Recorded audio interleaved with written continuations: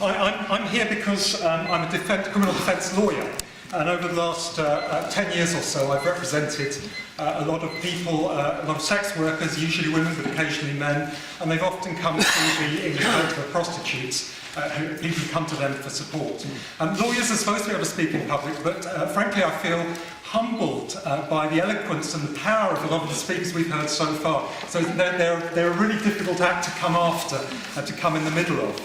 I just wanted to talk a little bit about some of the people I've defended and the crimes that they've committed.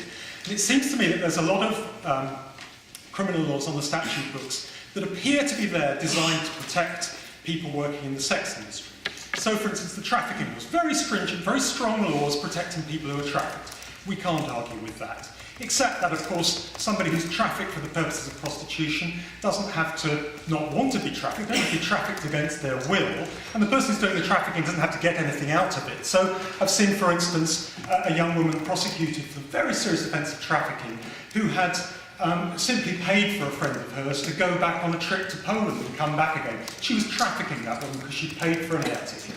It's just pathetic. So some things like brothel keeping, very old law, very old legislation, kept on the statute books because it was suggested that it would prevent serious criminals being involved in brothels. It's not, in fact. It's used to prosecute women who band together in collectives to work in a safer, better environment for themselves.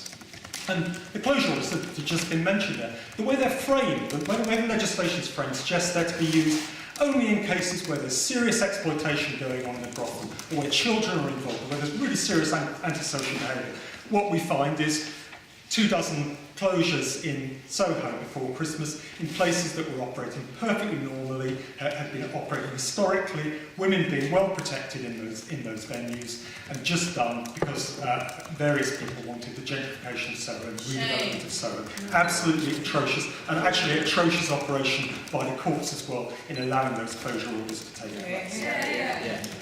That was really what I wanted to say. I was looking before, thankfully, the bill was defeated in Scotland, the criminalisation of payment for sex bill.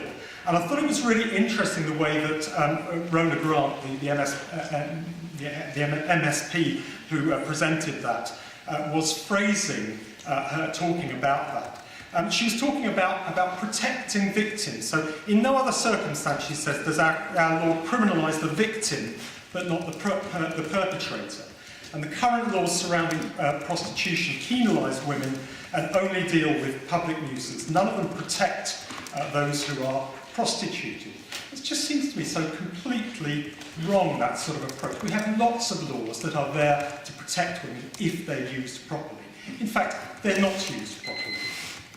They're used by police because women who are working in prostitution are a very easy target.